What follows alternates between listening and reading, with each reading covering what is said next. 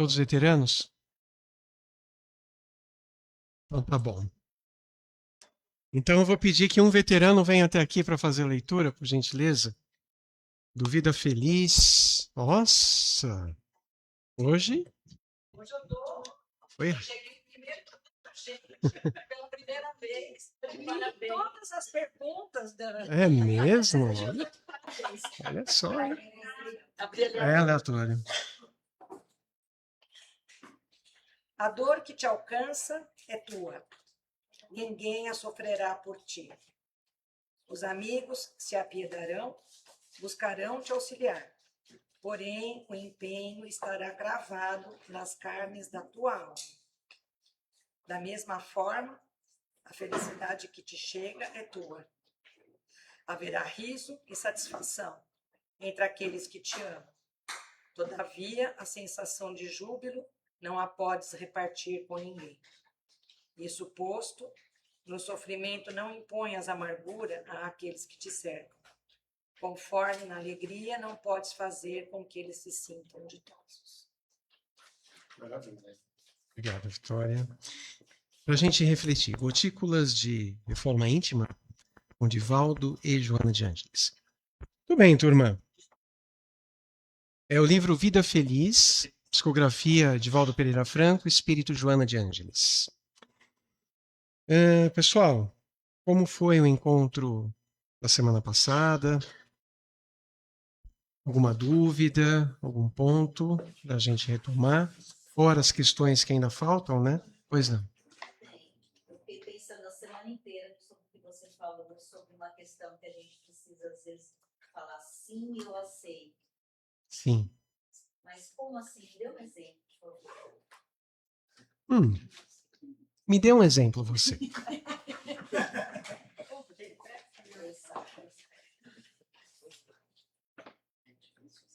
Fui magoada por alguma situação que eu passei, e para eu não ficar remoendo isso, mesmo eu não compreendendo, né? Foi o que você falou, mesmo a gente não aceitando, não a gente Concordando, aquilo, né? não concordando. Sim, eu aceito essa mágoa, que eu que me magoei, na verdade, não foi a pessoa, eu que me deixei me magoar. Eu aceito o que aconteceu. A mágoa não é da nossa natureza. Eu aceito a dor que eu senti, eu acolho essa dor. Eu aceito a pessoa como ela se encontra, o nível de consciência que ela está agora, ou pelo menos no momento em que ela foi inadequada na sua postura, quando ela agiu de tal forma que você se sentiu assim. Então eu aceito o que aconteceu. A mágoa é da nossa responsabilidade. E se a gente não aceitar a situação, é muito difícil a gente diluir a mágoa, verdadeiramente. A gente pode até falar, já passou, já perdoei, já tá tudo certo, mas lá dentro nem tanto. Agora, se eu assumo as rédeas da minha renovação interior, entendo que nós estamos num processo evolutivo, que cada criatura está num nível de consciência, assim como nós estamos, cada um de nós, num nível de consciência. E que aquilo que foi feito, embora não deveria ter sido. Porque quando a gente diz que Deus permite algumas coisas, não é porque ele se compraz nas atitudes que se distanciam da lei dele. Mas algumas coisas são permitidas para que a gente possa fazer alguma coisa com aquilo no sentido do nosso crescimento espiritual. Então, se eu me sentir magoado, magoada, é um direito, ficamos tristes. Podemos dizer assim, que tudo aquilo que advém de uma situação negativa, de uma postura ruim por parte de alguém, vai causar algum impacto. Natural que causa. Né? Vai causar uma dor. Então, o que a gente faz? Não, não devo sentir dor. Não, eu posso sentir dor, eu posso sentir tristeza. O problema é quando nós não ressignificamos a situação e aquele sentimento que é natural do ser humano, porque somos seres emocionais, não é? O espírito pensa, o espírito sente, o espírito deseja. Então, esta faculdade de sentir é inerente ao espírito. Mas a questão é, eu senti aquela tristeza, aquela decepção. E o que eu vou fazer com isso? Eu vou alimentá-la? Eu vou me permitir nutrir esse tipo de sentimento ou eu vou ressignificar por meio da razão? Então eu aceito o que aconteceu como sendo uma prova, como sendo uma oportunidade para eu trabalhar os meus sentimentos, porque ninguém vai fazer isso por nós. Quem vai trabalhar é o jardineiro, e o jardineiro somos nós. O evangelho, as ferramentas, mas nós devemos ser os bons jardineiros. Entende? Então é nesse sentido. Como um aprendizado, como uma oportunidade, às vezes até como uma forma de nós nos redimirmos, dependendo do que seja. E a gente não precisa saber exatamente no que estamos inseridos. Ah, será que é prova, expiação? Né? Que tipo de situação? O fato é, estou vivenciando aquela realidade para quê? Qual a necessidade? O que eu preciso trabalhar, melhorar, transcender para que eu fique bem, apesar daquela situação. Ok? A gente entende que a gente aceita se a gente tem uma mágoa ali. A gente, que na minha cabeça meio funciona assim. Tá. Se eu tenho uma mágoa, a mágoa acaba trazendo às vezes alguns bloqueios ou tipo, um problema com uma pessoa. Uhum. Estou magoado com essa pessoa. A mágoa nos traz às vezes algumas questões de bloqueio, né? Tipo afastamento, não quer conversar com a pessoa, etc. Né? Como que a gente vai ter essa mágoa e ao mesmo tempo a gente vai falar, eu aceito, né? Porque na minha impressão, meu pensamento vai me dizer assim, poxa, não estou aceitando porque eu estou magoado. No momento que eu não tiver Aceitar é assim, é deixar cada um com livre-arbítrio de fazer ou deixar de fazer alguma coisa, ainda que aquilo tenha sido um mal. E, em primeira instância, um mal para o emissor do mal. Então, quando a gente entra no trabalho de renovação interior, o que vai acontecer? A gente vai entender que eu preciso me amar para amar. Eu preciso ter um autocuidado, eu preciso entender que a minha natureza é amor, e a mágoa, como sendo uma má água, uma energia corrosiva, pode fazer com que a máquina adoeça. E quantos casos de enfermidade já foram constatados pela ciência que tem a ver com a falta do perdão. Então a pessoa fez, ela está incursando a lei divina. A lei de causa e efeito, ela vai chegar. Em algum momento haverá tomada de consciência, haverá arrependimento, haverá um caminho diferente para ela. Entende? Agora, a questão é que nós não podemos nos permitir que alguém que estava em desequilíbrio, porque quem faz o mal está enfermo. E a grande pergunta é: quem está são nesta terra? E podemos nos incluir nisso. Então, quem faz o mal está enfermo, e como eu vou permitir que uma pessoa enferma me desequilibre de tal forma que às vezes eu entre num estágio de depressão, de desistência até da vida? Hoje a gente vai falar um pouquinho do suicídio. Não é? Então, que auto-amor é esse que nós estamos trabalhando, que somos tão suscetíveis? Né? Então, a pessoa me ofendeu, a pessoa me xingou, a pessoa me traiu, mas quem fez isso? Ela ou eu? Porque o Evangelho ensina, é muito melhor você ser traído do que trair, você ser ofendido do que ofender, você ser ultrajado do que ultrajar, e assim por diante.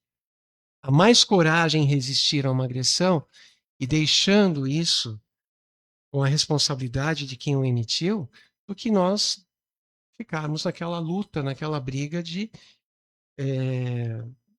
do nosso orgulho em relação à atitude do outro. Entende? Pois não. Trago isso para mim. Se a pessoa vem um saco cheio de lixo, de dejeto, e põe em cima de você, Uhum. você tem a opção.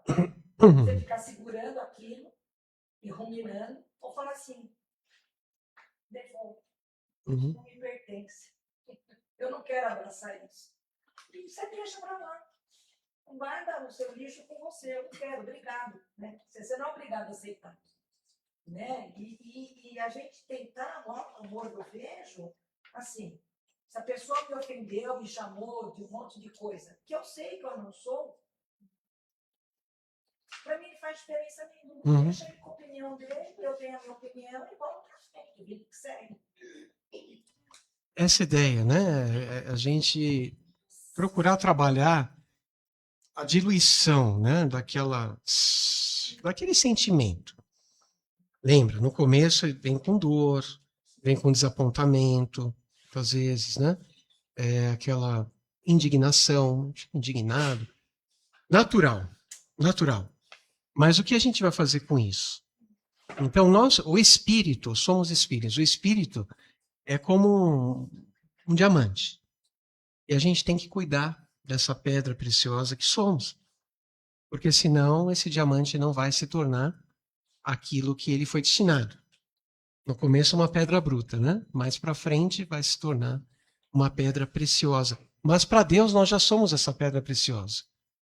E para nós próprios nós já devemos nos considerar assim, embora não estamos ainda completos, digamos, no nosso caminhar evolutivo. Okay?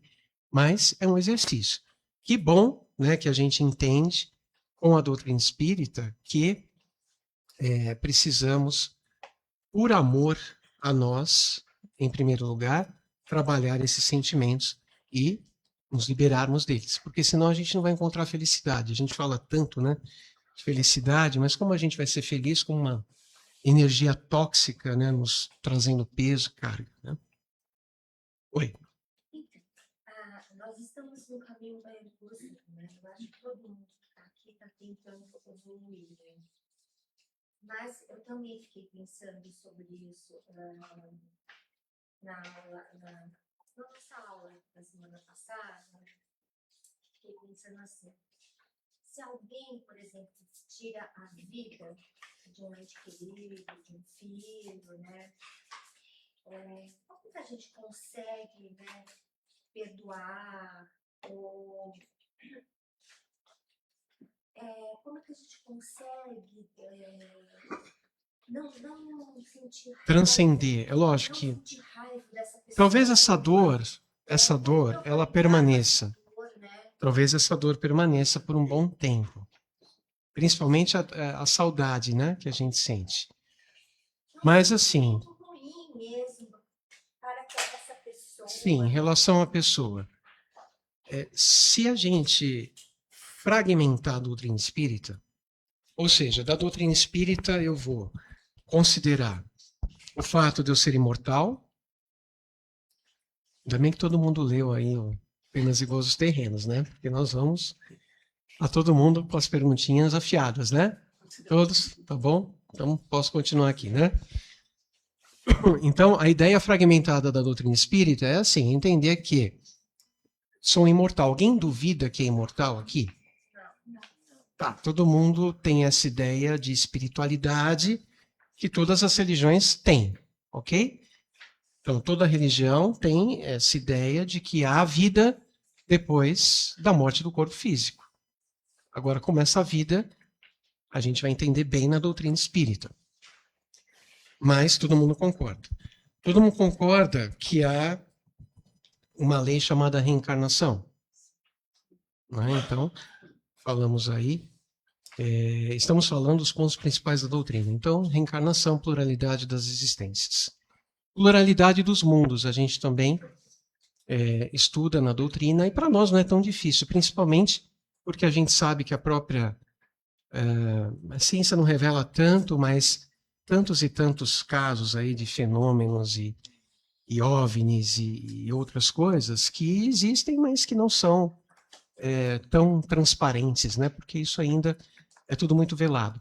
Mas existe. E se a gente coloca uma fé maior na doutrina espírita, a gente vai lá no capítulo 3º do Evangelho, nós vamos entender lá a pluralidade dos mundos habitados, entender toda essa progressão dos mundos, nós vamos reconhecer que na revista espírita há algumas revelações em que há vida em Júpiter, e Júpiter é o sistema mais avançado do nosso sistema solar, né? É o planeta que é considerado o mundo superior, que na ocasião daquela comunicação Mozart estava encarnado lá. Então a gente vai entendendo que isso é muito possível. Quando a gente fala em encarnação em Júpiter, aí a gente tem que ter um pouco mais de estudo para compreender que a encarnação se dá em diversos níveis de densidade, ok? Então, é sempre o abacate o exemplo, né? A semente é o espírito, a polpa é o perispírito, corpo espiritual, e a casca é o corpo. Essa casca, nos mundos mais sutis, que não se vê a vida, é uma casca tão sutil que não é captada, mas não deixa de ter a casquinha do abacate se manifestando lá também nesses mundos. Então a gente tem uma certa tranquilidade para entender tudo isso. Agora, quando a gente vai para o primeiro ponto, que é fé em Deus, aí a gente começa, bom, eu tenho fé em Deus, porque eu olho o mundo, eu reconheço, né, toda a grandiosidade divina, a gente pode falar aqui de N questões que nos comprovam matematicamente uma inteligência superior atuando e agindo no próprio planeta Terra. Ok?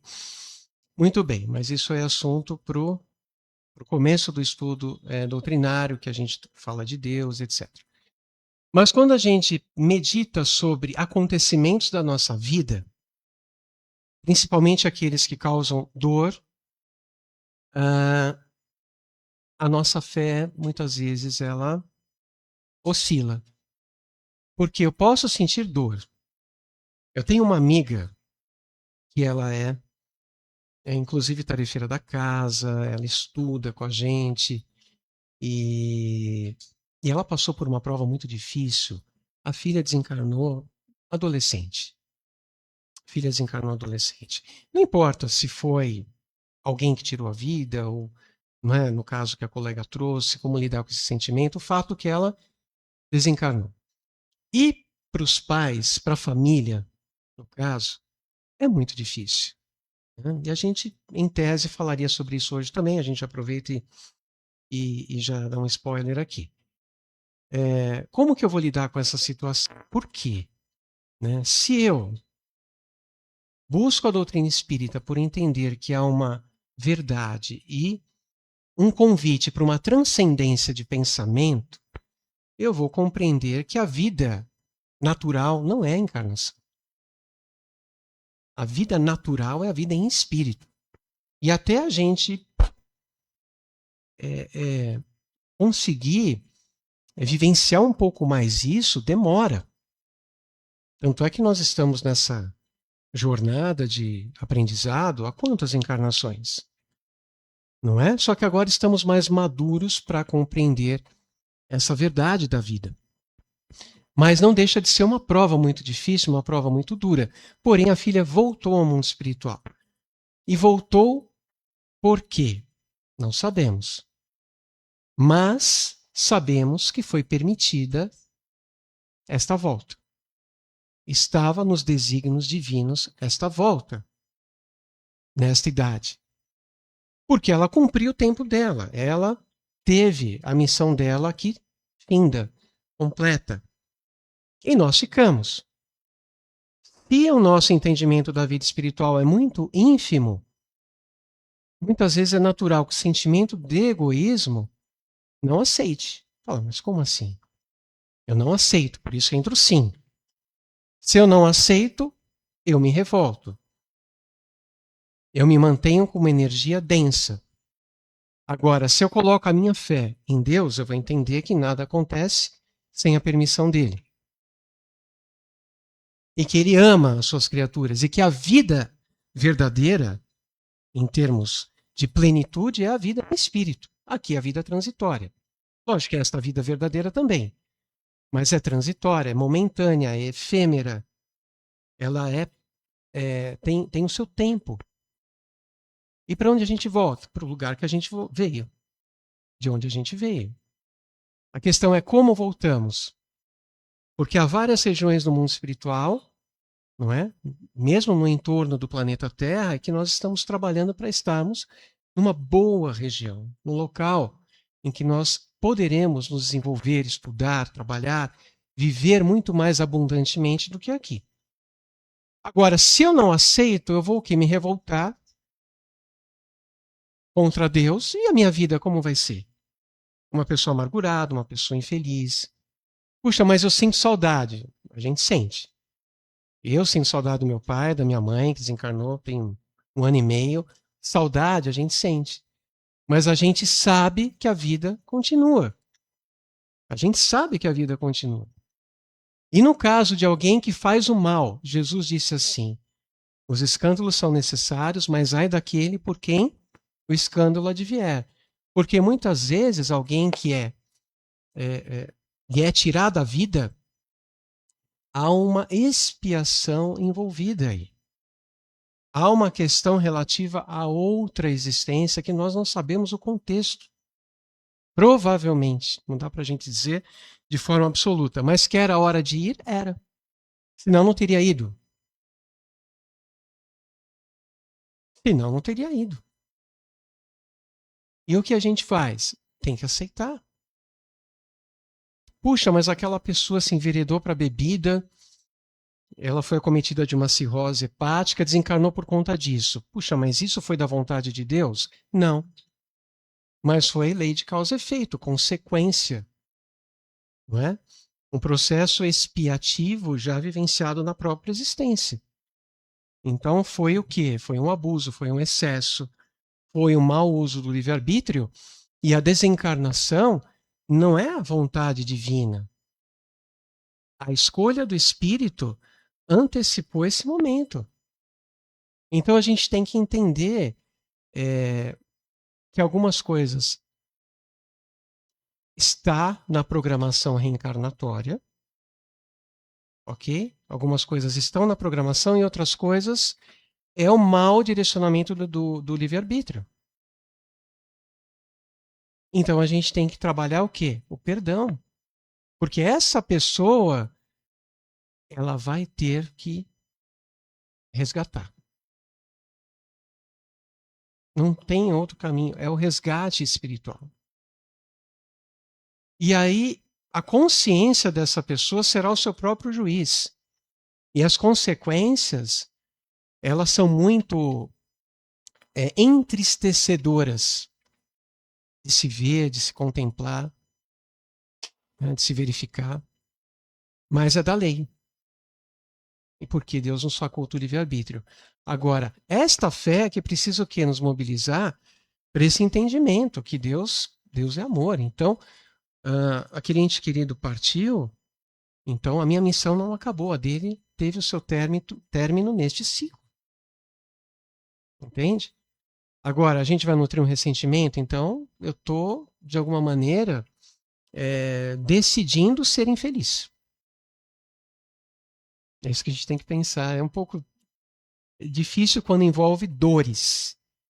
Mas Joana de Ângeles fala uma coisa que é importante a gente pensar. A dor, ela é inevitável. É a dor. Agora, quando essa dor não tem término, por liberalidade nossa, se torna um sofrimento. O sofrimento, na visão dela, é voluntário. Olha que interessante. Dor é uma coisa. O sofrimento que perdura, que não se modifica, que permanece ali, é uma opção. Oi, amiga. Eu fiz essa coisa que foi na minha família, muito forte. Eu já perdi meu irmão com 4 filhos, seria uma coisa linda. Uhum. E agora eu estou com um irmão mais novo, que eu já estou assim, fazendo tudo que eu posso para tentar fazer com que ele não morra da mesma forma que eu, mas não consigo. Aí eu fico achando, e se eu deixar tudo? E se eu deixar ele viver do jeito que ele quer? Se ele tiver que morrer dessa forma, Não é ter que. É assim, a gente vai colher o que planta. isso é da vida, né? Então, Divaldo Franco falava assim, que nós podemos até mostrar uma visão de mundo diferente para a pessoa, mas não esperemos que ela venha acatar, porque cada um está no momento. É muito comum na família, em determinados casos, porque um vício se torna uma enfermidade, e a gente precisa entender que não é fácil para a pessoa, mas é possível sair daquele ciclo se houver uma vontade firme. Então, assim, eu tenho um caso de um primo, hoje já desencarnado, não foi por conta da bebida, mas ele acabou tendo um problema muito sério com isso. E era de dar dó, né, as condições que a bebida o levava, por conta do seu próprio livre-arbítrio. Mas é de dormir na sarjeta. Quando a gente fala dormir na sarjeta, é literalmente muito muito triste. E o que acontece? Quando ele se apercebeu disso e desejou superar aquela situação, ele conseguiu. Foi fácil? Não, foi luta. Ele se internou no local, ele aceitou a condição que ele estava. Sim, estou enfermo, mas eu quero ficar bem. Aí se tratou, ficou muito bem. E é claro, poderia ter recaída? Poderia. As pessoas não acreditavam mais nele. Mas teve uma pessoa que acreditou nele e o convidou para se tornar um trabalhador de uma empresa e depois gerente dessa empresa. E ele segurou as pontas. E a desencarnação veio por conta de uma outra situação. Agora, ele poderia ter tido uma outra escolha? Poderia. Poderia ter sucumbido? Poderia. Né? O que nos cabe é orar, é vibrar, né? Sustentar, colocar o nome na urna de vibração, fazer o que está ao alcance, né? Mas aceitar o livre-arbítrio do outro. Né? Assim como Deus não aceita o nosso livre-arbítrio há tanto tempo, né? E nós estamos aí há quantas e quantas encarnações, muitas vezes, repetindo os mesmos erros e o Pai aceitando o nosso livre-arbítrio. Precisamos aceitar, né? Fala. Por exemplo, no exemplo que você deu, valeria a pena por exemplo, a gente sabe que não é o ideal a pessoa estar decidindo dessa forma e tentar a internação compulsória, sabendo que seria melhor para ela, ou não? É uma questão muito delicada e é um caso que a família precisa avaliar, né? Prós e contras, todo um contexto. É difícil a gente ter uma resposta, né?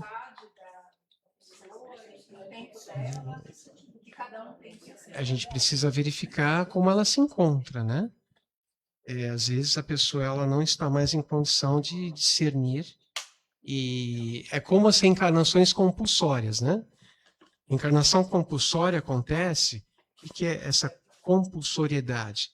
A espiritualidade, os mentores, pelo fato daquele espírito não estar em condições de participar do seu projeto reencarnatório, eles o fazem pelo espírito. Eles estabelecem as provas, né, tudo aquilo que vai envolver aquela reencarnação, assistem àquela reencarnação, porque não há condições daquele espírito participar conjuntamente.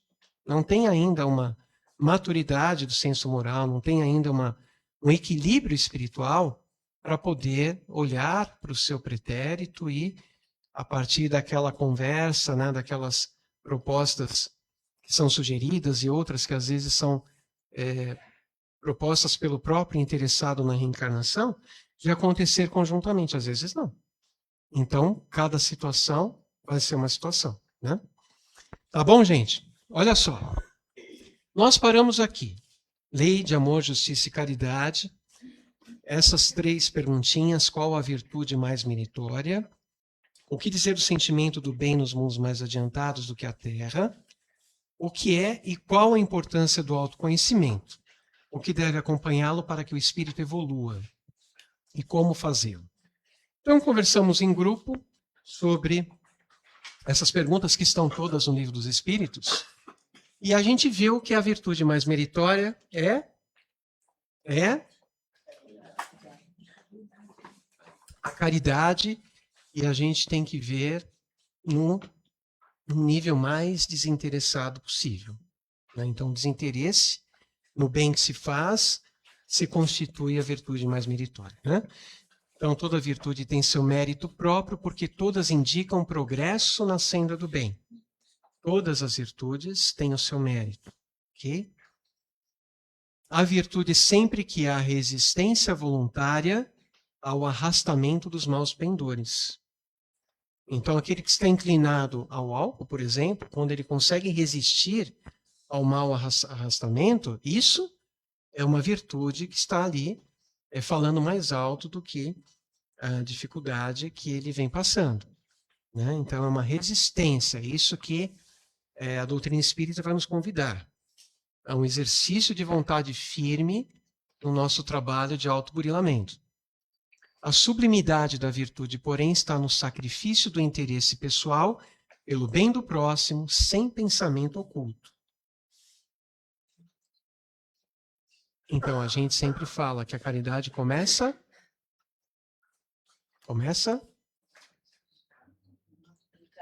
em casa, né? Na casa interior do ser. E depois em casa, lar, né? Casa do lar. E depois, humanidade. E a proposta de Jesus é que a caridade seja estendida. Então, no momento em que a gente conseguir enxergar no outro um irmão, tal como proferimos a prece Pai Nosso, Pai de todos nós, e não só reconhecer Deus como nosso Pai individualmente, mas a humanidade como nossa família, e esse sentimento for o sentimento que nos move em relação ao próximo sem interesse pessoal, podemos dizer que há muito mérito aí. A mais meritória é que assenta na mais desinteressada caridade. Ok? Por isso que o capítulo 13 do Evangelho fala que a mão esquerda não saiba o que faz a direita.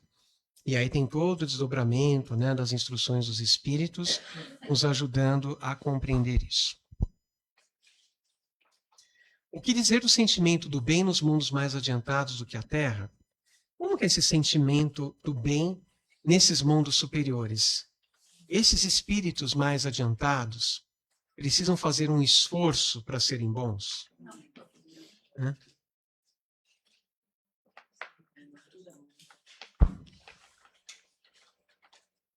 É interessante a gente pensar nisso, né?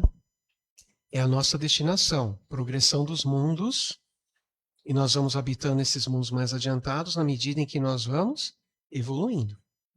Então é a nossa sintonia, a nossa frequência vibratória que vai possibilitar voos mais altos. Não é isso? E esses voos, eles se traduzem numa sutilização do nosso corpo espiritual. Quanto mais nós evoluímos, mais o nosso perispírito se sutiliza. Menos denso ele se torna. Então, até o processo de volitação dos espíritos em torno da Terra é variável conforme o peso do corpo espiritual. Nossa, então, se a gente briga com a balança aqui, né? Estamos pensando isso, né? É uma briga com a balança, então quer dizer que do lado de lá também, só que é um outro tipo de balança, né? Então, estamos leves ou pesados? Então, se a gente leva a mágoa, estamos pesados. Né? Se a gente leva uma bagagem de volta para o mundo espiritual que não é regada de frutos caridosos, a nossa mala, por si só, ela vai ter um peso e não uma leveza. Não é? Se a gente desperdiça as oportunidades que a gente tem, como é que vai ser? Né? Se a gente vem mais ou menos orgulhoso, a nossa proposta é trabalhar isso e voltamos do mesmo jeito. Então o peso vai ser igual. Então a ideia é voltarmos melhores. Não é? Então o progresso espiritual, o progresso da nossa alma, ok? Da alma, repercute diretamente no corpo espiritual. Alguém participou do mini curso que nós fizemos de perispírito aqui na casa? Semestre passado? Não? Tá, então a gente vai propor um outro encontro para falar sobre perispírito, tá? E a gente entender as propriedades do corpo espiritual. Então são várias as propriedades e a gente vai observando que a evolução espiritual é que vai promover uma modificação na estrutura do perispírito, no sentido da sua densidade, ok? E proporcionar luminosidade. Muito bem. Nos mundos mais adiantados do que o vosso, constitui a regra o que entre vós representa a exceção. É a fraternidade que impera. É o amai-vos uns aos outros. Aqui está mais para o amassai-vos uns aos outros, não é? Então a gente tem que mudar isso, a gente tem que ser a exceção aqui. Se é assim, em todos os pontos desses mundos, o sentimento do bem é espontâneo, porque somente bons espíritos os habitam. Lá, uma só intenção maligna seria monstruosa exceção. Uma intenção, não estamos nem falando no verbalizar, no concretizar por meio de ações. Uma intenção de algum mal já seria um horror no mundo superior, né? Eis porque neles os homens são ditosos, são felizes. O mesmo se dará na terra, quando a humanidade se houver transformado, quando compreender e praticar a caridade na sua verdadeira acepção. Benevolência para com todos, indulgência para com as imperfeições alheias e perdão das ofensas. Tudo bem? Aí podemos dizer assim, puxa, mas é difícil, né? São Caetano nem dá para construir mais nada, me disseram. É um edifício do lado do outro, já que já tem. Mas quando se tem uma vontade firme, é possível. Requer um esforço? Requer, mas é possível. E para o nosso nível de consciência, é um dever. Porque se a gente pensar naqueles que estão aí nas suas primeiras encarnações, em que o instinto predomina, ok. Mas para a gente, que já estamos aí na luta, já um bom tempo, senão não estaremos aqui, né, gente? Interessados no estudo de autodesenvolvimento, de autoaperfeiçoamento espiritual. Então, é o nosso dever, né, ter esta vontade firme. Me tira uma dúvida. Oi. Como podemos ter essa esperança do autoconhecimento do ser humano se a gente percebe que de uns anos para cá o ser humano está cada vez mais ignorante, mais violento, pouco preocupado com seu irmão, né? Como que a gente pode São dois ter aspectos. esperança São dois nisso? aspectos. O primeiro é que hoje a tecnologia, a informação, ela é instantânea. Então, a Terra já é um mundo de expiação e de provas há milênios.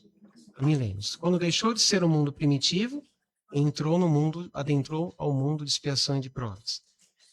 E sempre houve a tendência, a inclinação das imperfeições humanas, não é? Ditando as ações. Hoje nós tomamos conhecimento mais rapidamente. Mas há um outro aspecto também relevante, que é o fato do planeta Terra estar deixando de ser um mundo de expiação de provas e estar adentrando ao mundo de regeneração. Isso fará com que o bem venha a predominar. Hoje o mal ainda, digamos que há um mix, bem e mal, né?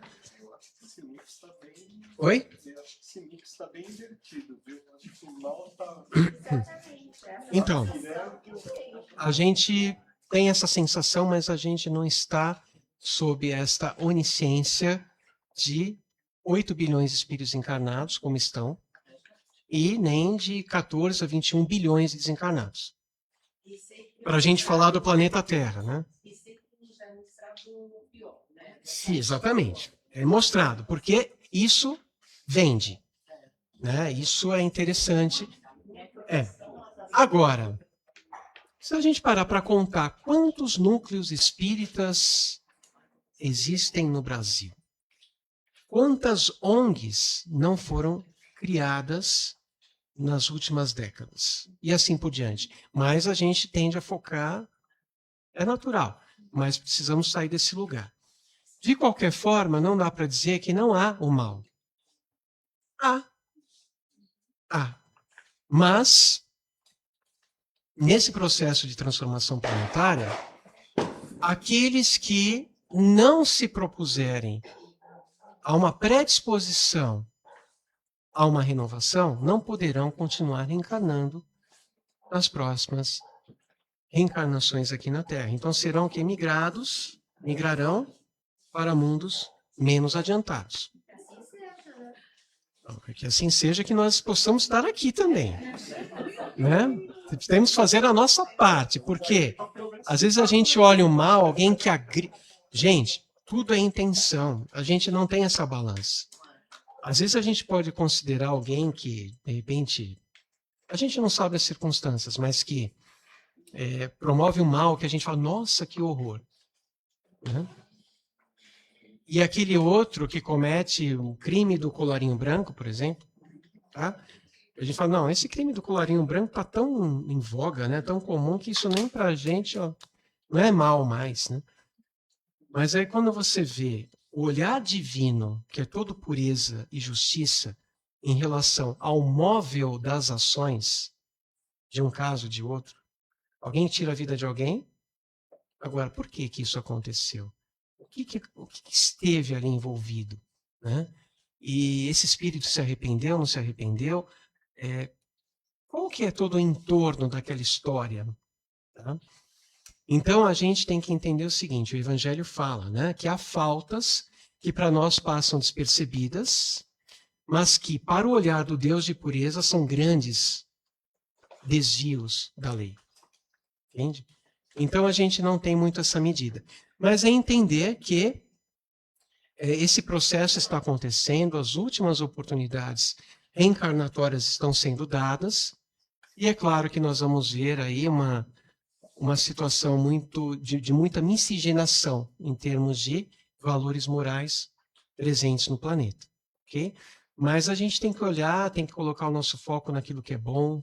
Né? Se a gente parar para pensar, 8 bilhões encarnados, cada um deles com espírito protetor, designado por Deus para ajudar na senda evolutiva daquele ser. Então há muita gente boa ligada ao planeta Terra. Né? Então a gente tem que pensar nesse sentido. Né? E não se deixar envolver por esse tipo de coisa, de informação. Nossa, mas as coisas estão tão ruins, porque nós vamos o quê? Nos alimentar disso. E a gente precisa se alimentar daquilo que é bom, nobre, né? Nos faça bem. Muito bem, o que é e qual a importância do autoconhecimento? O que deve acompanhá-lo para que o espírito evolua? Como fazê-lo? Então, essa parte do nosso estudo ela é muito legal, muito importante, porque é exatamente o objetivo da doutrina espírita. Nossa, qual que é o objetivo da doutrina espírita? Falar dos fenômenos mediúnicos? Não. Conhecer todas as obras kardecianas de ponta a ponta, decorá-las, falá-las. Não. Nossa, então André Luiz, eu vou ler todas as obras de André Luiz, vou conhecer a vida no mundo espiritual, vou entender tudo o que acontece nessa realidade espiritual. É isso? Não.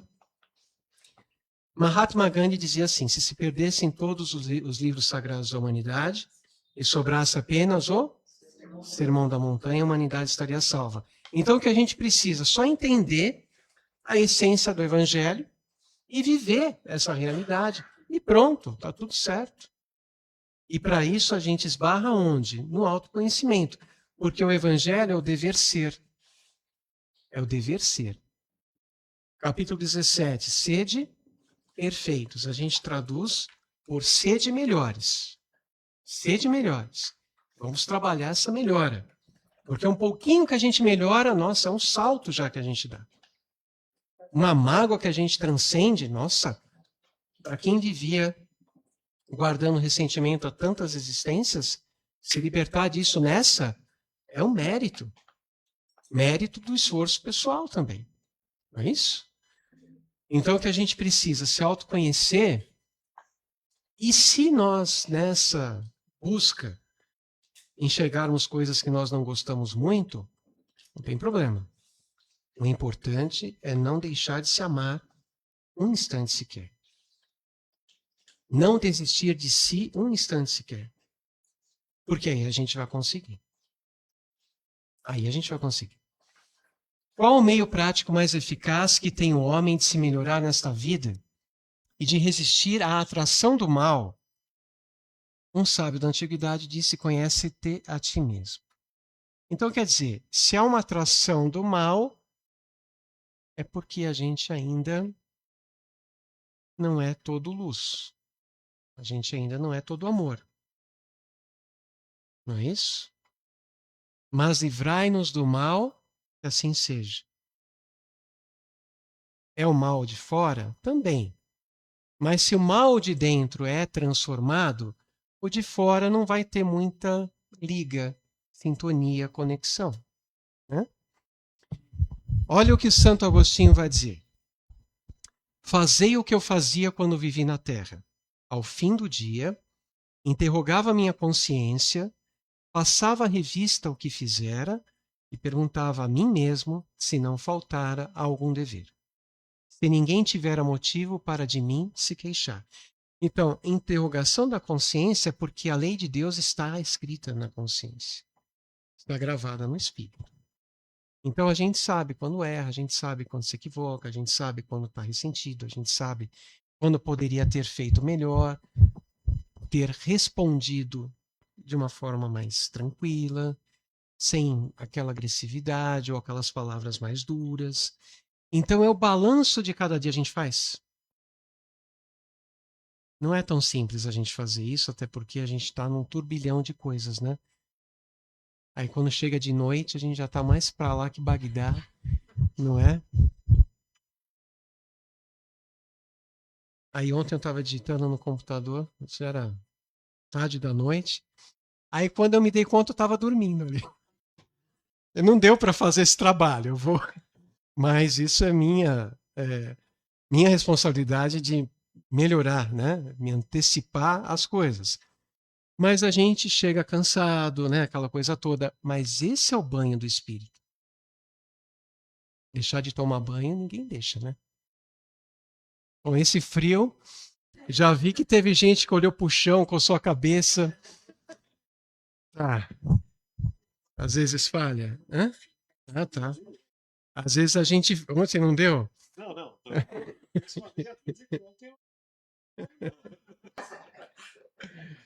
Muito bem. Mas o banho do espírito não dá pra gente deixar, né?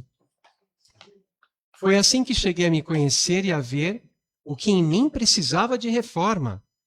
Se a gente não se observa, se a gente não interroga a consciência, se a gente não faz um autoexame, como é que a gente se conhece? E como que a gente se renova? Porque eu só renovo, melhoro e transformo o que eu conheço. Não é? Se eu não conheço o que eu preciso melhorar, como que eu vou melhorar? Né? Então a gente chama o pedreiro. Às vezes está precisando de uma reforma em casa, a gente chama o pedreiro, ele vai perguntar, mas o que está precisando reformar? Então ele vai tomar conhecimento para poder consertar. E a gente não faz esse movimento. Porque a gente normalmente acha que o problema é do outro, que o outro que está errado, que a gente já leu o Evangelho, os livros dos Espíritos, já sabemos tudo de doutrina espírita, e já temos esse conhecimento internalizado. Né? A gente acha que estamos numa condição que não requer um esforço. Mas a gente tem que olhar para isso, porque quando a gente tem esta humildade, embora a gente se depare com coisas que o nosso orgulho não vai gostar, mas é a ocasião da gente transformar. Aí a gente vai tirar as vírgulas das coisas, né? Puxa vida, a pessoa era casada, fulano, beltrana. Aí um deles traiu. Traiu, aí o casamento com o filho, aquela coisa toda. Difícil, a dor, né? A dor. Ninguém está dizendo que a dor ela não que não deve ser validada e acolhida. É. Mas aí acontece, cada um para o seu lado, e a relação permanece, porque tem filho, né, no meio, aquela coisa é difícil. E cada vez que tem que entrar em contato com a pessoa, é uma tormenta, uma dificuldade, né? Porque era preferível que nunca mais visse, né? Só que, olha como há uma ligação, de um jeito ou de outro, com aquela pessoa, estando na relação ou fora da relação. Para que, né, esta pessoa entrou na minha vida, eu entrei na vida desta pessoa? E para quê? Não é? Aí a gente vai olhar para a traição. Doeu, tudo bem. Mas e se olhar para o filho, que foi fruto desse amor? Existiu. Normalmente, sim, pode ser que não. Mas, se é uma relação construída, um matrimônio que se consolidou, houve sentimento e houve um fruto desse sentimento. Só que é muito difícil para a gente agradecer o outro, apesar do que ele fez, mesmo quando a gente olha o presente de Deus que está diante da gente. E aí a pessoa escolhe o quê? Escolhe levar aquele ressentimento, o resto da existência, atribuindo ao outro a responsabilidade desse sentimento, que não é verdade. O outro fez o que não era proposta. Mas a gente não sabe se a gente numa outra também fez igual, né? E a gente não sabe também qual a necessidade do meu aprendizado, talvez seja perdoar. Mas o que é perdoar? Dizer, olha, tá tudo bem, vamos voltar? Tem gente que faz isso. Só que volta, mas não perdoou. E a relação não se desenvolve. E tem gente que não volta, mas que trabalhou o perdão, porque é um ato unilateral, não depende do outro. É um estado de alma. Mas se a gente não para pensar que, puxa, eu estou ressentido com esta pessoa, eu estou nutrindo sentimentos ruins em relação a essa pessoa. E a gente coloca aquela couraça de que o outro foi o responsável, de que o outro fez e que é merecido, eu sinta isso por ele, aí nós vamos nos envenenando e ela segue a vida dela. É uma escolha. Agora, se a gente faz uma autoanálise, entende que a nossa natureza é amor, mas a gente duvida. Se a gente duvida que a nossa natureza é amor, como é que a gente vai entender que, por ser amor, isso não é da minha natureza? Eu estou vibrando esse sentimento, mas isto não é meu, da minha essência. Aí eu decido o quê? Não. Foi bom, quanto durou, você fez, não deveria ter feito, uma pena. Eu sou uma pessoa maravilhosa, você perdeu a oportunidade, mas eu vou seguir minha vida e ruim para você. E segue o barco sem odiar, sem desejar o mal. Porque quando a gente deseja o mal para alguém, esse mal, antes de voltar, ele já está na gente, né? Porque a gente emitiu. Entende? Então, se a gente não faz esse trabalho, como que eu vou dizer assim, olha, isso é da minha natureza, amor, isso aqui não é, isso é, isso não é, isso é, isso não é. E a gente tem que ficar com aquilo que é. Porque é isso que vai dar o quê? Vitalidade, alegria, serenidade, atrair coisas boas para as nossas vidas. Não é? É esse tipo de vibração espiritual que promove a abundância. Não é assim que Jesus falou da abundância espiritual? É o estado interior que promove a abundância. Não é material. Tem tanta pessoa muito abastada que é angustiada, depressiva e às vezes até que tira a vida. Então, isso não é a felicidade. Né? Olha só. Foi assim que cheguei. É isso, né? Foi assim que cheguei a me conhecer e a ver o que em mim precisava de reforma.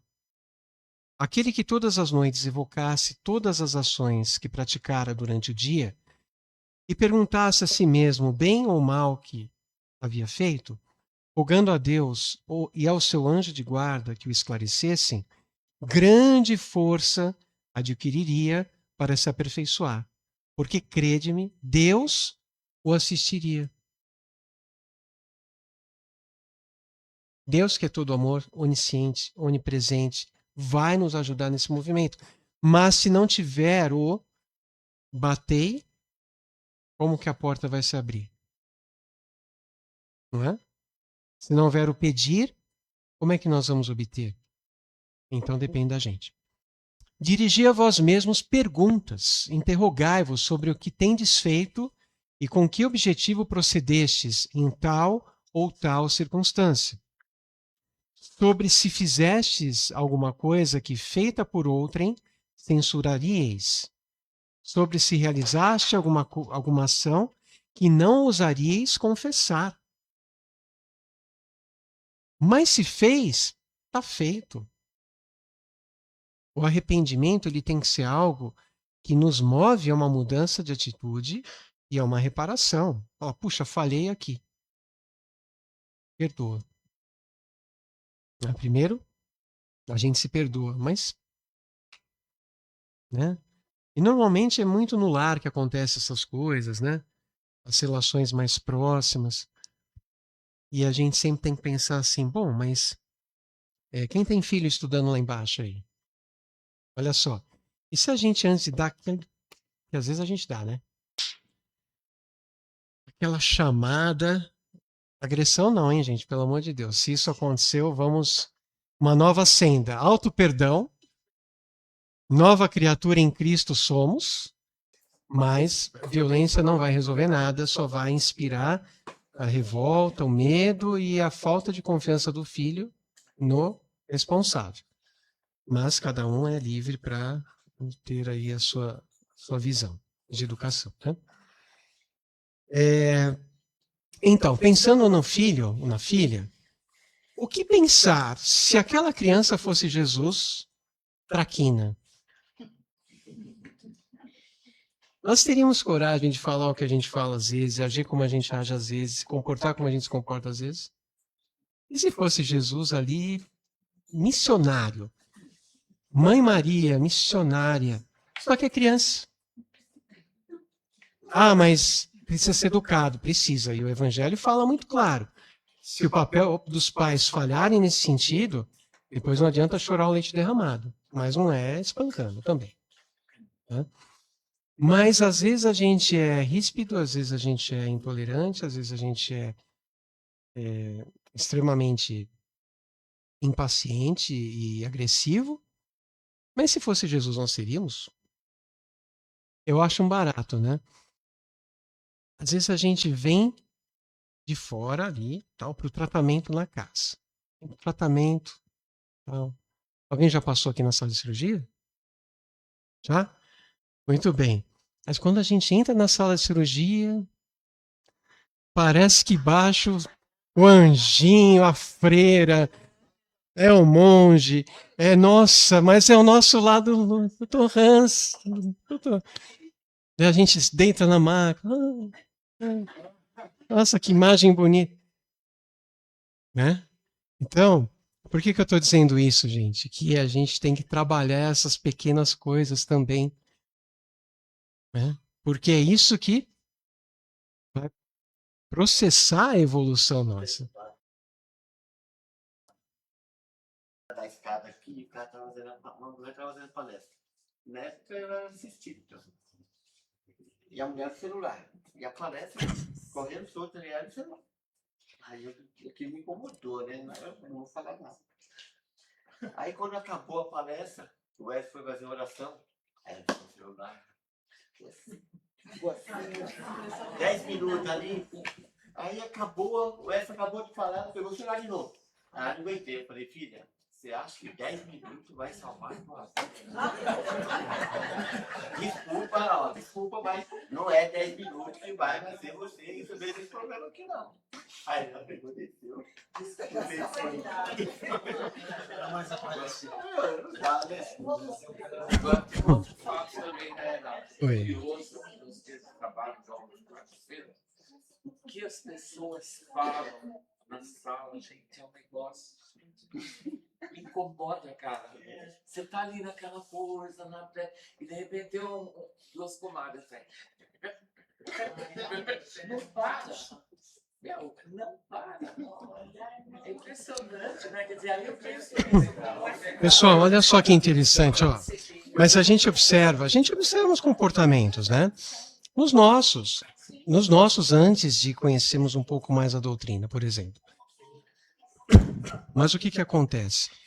Ainda quando a gente conhece o Espiritismo, quando a gente conheceu um pouquinho, a gente ouve alguma palestra, ou lê alguma coisa a respeito, a gente está começando a entender para chegar num trabalho que é assim, a espiritualidade está dizendo, ó, terceira revelação da lei divina, responsabilidade é tua, né? Melhor dizendo até o evangelho, né? O livro dos Espíritos é um grande apoio filosófico, mas tá aqui o evangelho, né? Vivencia isso aqui e você estará na senda da evolução. Agora, até isso acontecer, olha quanto movimento tem. Quantos padrões nós mantemos de comportamento, de forma de agir.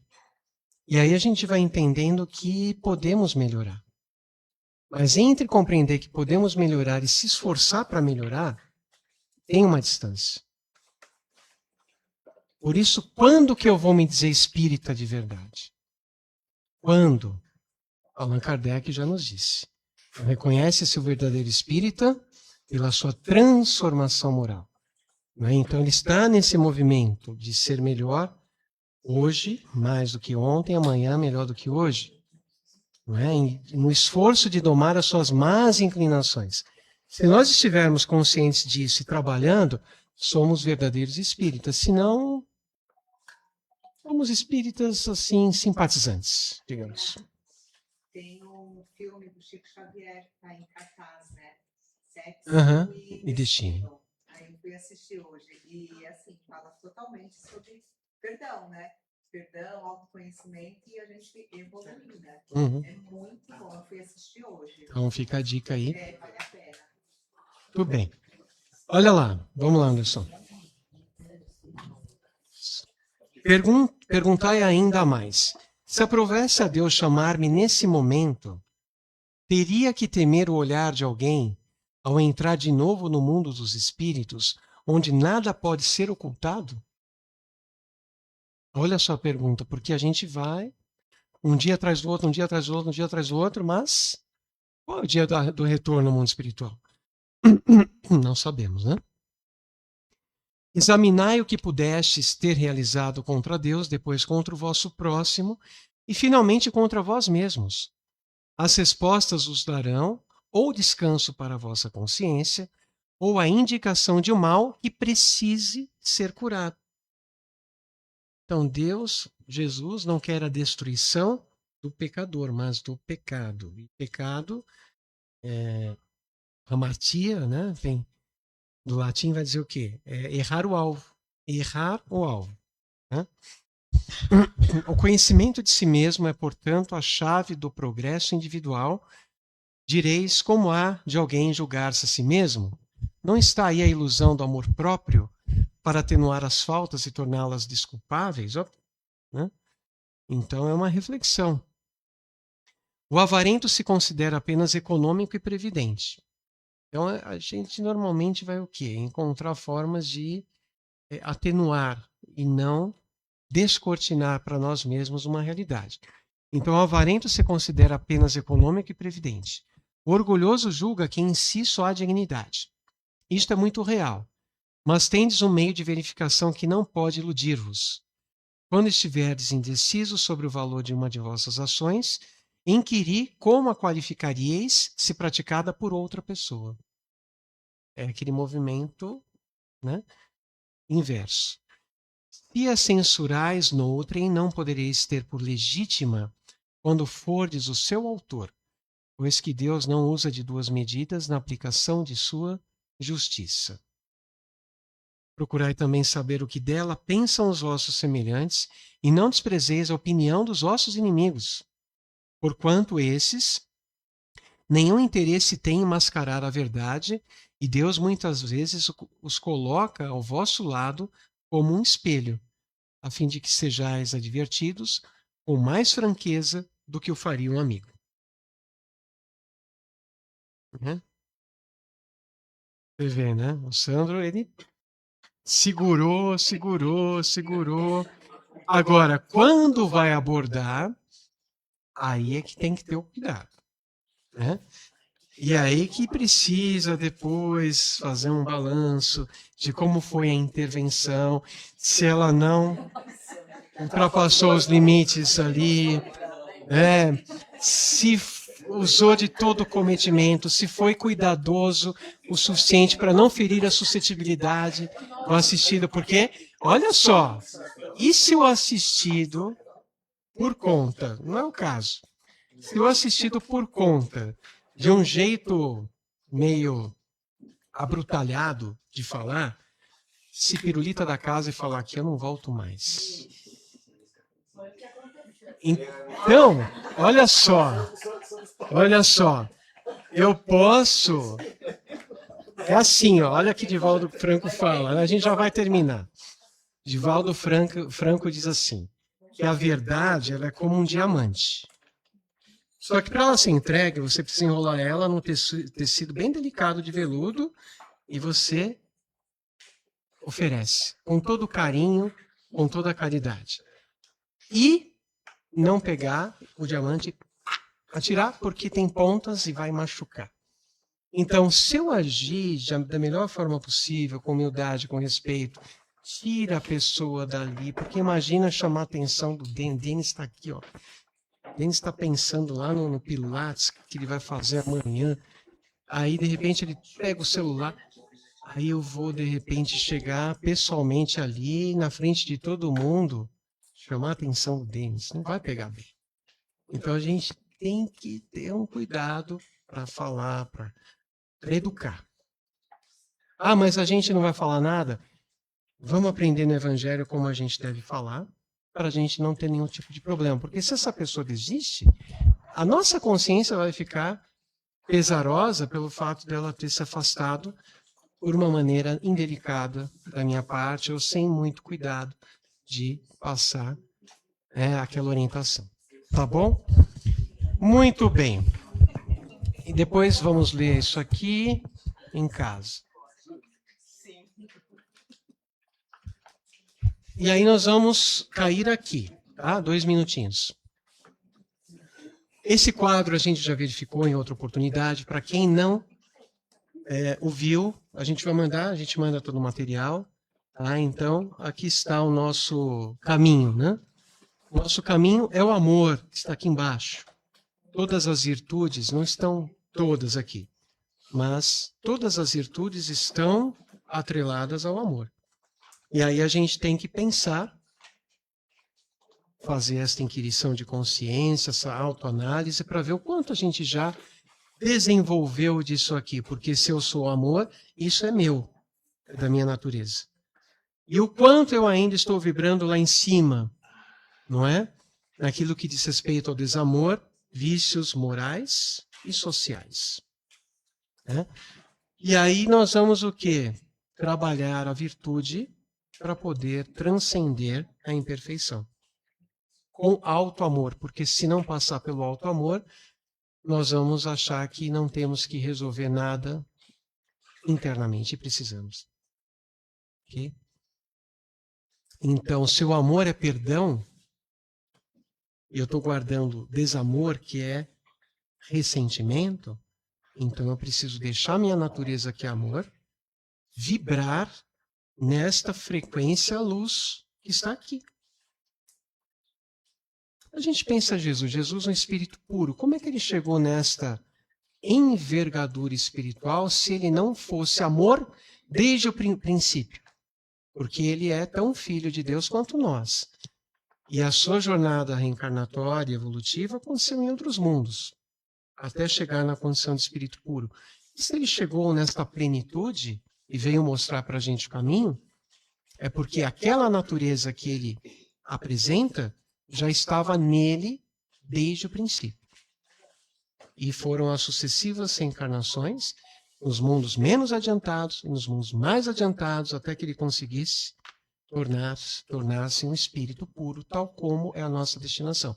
Então, se a gente fala, eu não consigo ser humilde, eu não quero. Mas eu não vou conseguir dizer sim para uma situação que a pessoa fez e me atingiu. Se eu não quiser dizer, eu não vou dizer.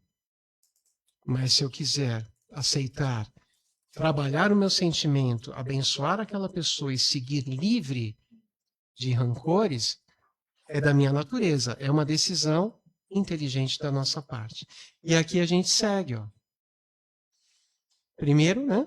Autoanálise, para que a gente possa se conhecer. E se conhecendo, nos transformando. E nos transformando, a plenitude da vida se faz presente. Ok? Então a gente vai encerrar por aqui hoje. Depois a gente manda esse material de novo. Alguns de vocês já têm, mas é bom a gente sempre dar uma recapitulada nele, tá?